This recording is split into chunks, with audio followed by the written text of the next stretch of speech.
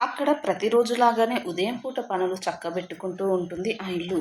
కానీ ఆ ఇంట్లో ఒక చిన్న అహంకారం వేళ్ళూనుకుంటుందని ఎవరూ ఊహించలేదు.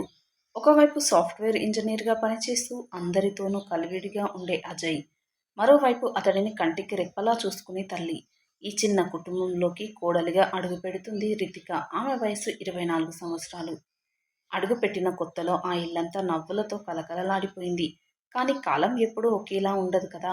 కొన్ని రోజులు సజావుగా సాగిపోయిన తర్వాత రితిక జీవితంలో ఒక పెద్ద మలుపు తిరుగుతుంది. ఆమెకు ఒక ప్రభుత్వ ఉద్యోగం అంగన్వాడీ వర్కర్‌గా వస్తుంది.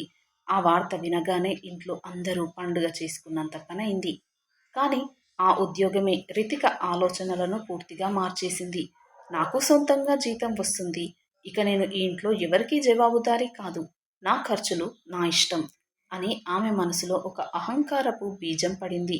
మొదటి నెల జీతం చేతికి రాగానే భర్త అజయ్ ఎంతో ప్రేమగా ఒక మిఠాయి డబ్బా తెచ్చిస్తాడు.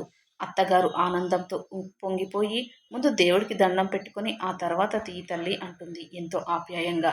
కానీ రితికకు ఆ మాటలు చెవులకెక్కలేదు. నేనేం చేయాలో నాకు తెలుసు. మీరెవరూ నా విషయంలో వేలు పెట్టకండి అంటూ అత్త ముఖం మీదే విసిరి కొట్టినట్టుగా మాట్లాడుతుంది. అక్కడితో మొదలైన చిన్న చిన్న మనస్పర్ధలు రోజు రోజుకు పెద్దవి కాసాగాయి. పెళ్ళై 3 ఏళ్లు గడిచినా ఇంకా పిల్లలు పుట్టలేదన్న చిన్న విషయానికి కూడా ఇంట్లో పెద్ద యుద్ధాలే జరుగుతూ ఉండేవి. ఒకరోజు ఉదయం ఇంట్లో ఎప్పట్లాగే ఏదో విషయమై అత్తాకోడళ్ల మధ్య మాటల యుద్ధం జరుగుతుంది. రితిక హద్దులు మీరి అత్తగారితో నోరు పారేసుకుంటుంది. అది చూసి కోపంతో ఊగిపోయిన అజయ్ తనని తాను నియంత్రించుకోలేక భర్తగా ఒక గట్టి చెంపదెబ్బ రితికపై కొట్టాడు. ఆ దెబ్బ రితిక చెంప మీద కంటే ఆమె అహం మీదే ఎక్కువగా తగిలింది. నన్నే కొడతావా? ఈ క్షణమే ఈ ఇల్లు విడిచిపోతాను. నీ మొహం చూసేదే లేదు అని అరిచి గీపెడుతూ పుట్టింటికి వెళ్తున్నానని చెప్పి ఇల్లు వదిలి బయటికి నడుస్తుంది. అజయ్ వాళ్ళ అమ్మ కొద్దిసేపు నిశ్చేష్టురాలైపోతారు. 2 రోజులు పోతే కోపం తగ్గి తనే వస్తుందిలే అనుకుంటారు. కానీ రోజులు గడుస్తున్న కొద్దీ రితిక జాడే లేదు. సరిగ్గా 7వ రోజు రాగానే అత్తగారి గుండెల్లో రైలు పరిగెడతాయి. ఒకసారి ఫోన్ చేసి కనుక్కోరా అసలు మనిషి ఎక్కడుందో అని అంటుంది ఆ తల్లి. అజయ్ తన ఫోన్‌కి నెంబర్ తిప్పుతాడు. మొదటిసారి లిఫ్ట్ చేయదు. రెండోసారి రితిక ఫోన్ ఎత్తుతుంది. నువ్వు ఎక్కడున్నావ్? అని అజయ్ అడగ్గా నేను మా అమ్మ దగ్గరే పుట్టింట్లో ఉన్నాను. నీకెందుకు? అయినా ఆ మాత్రం తెలుసుకోవడం కూడా నీకు అనవసరం అని కోపంగా కట్ చేస్తుంది. సరే కోపంలో ఉంది కదా నేరుగా వెళ్ళి బతిమలాడి తెద్దామని అజయ్ బయలుదేరుతాడు. దారిలో ఆమెకు ఇష్టమైన మిఠాయిలు కొనుక్కొని మరీ అత్తగారింటికి చేరుకుంటాడు. అత్తగారు సంతోషంగా ఎదురు వచ్చి ఏంటి బాబు అల్లుడు గారు ఒక్కరే వచ్చారు నా కూతురు ఎక్కడా అని అడుగుతుంది.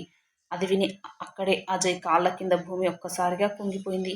అదేంటి అత్తయ్య మీ అమ్మాయి 7 రోజుల క్రితమే మీ ఇంటికి వచ్చేసింది కదా అని అంటాడు దిగ్భ్రాంతికి గురవుతూ.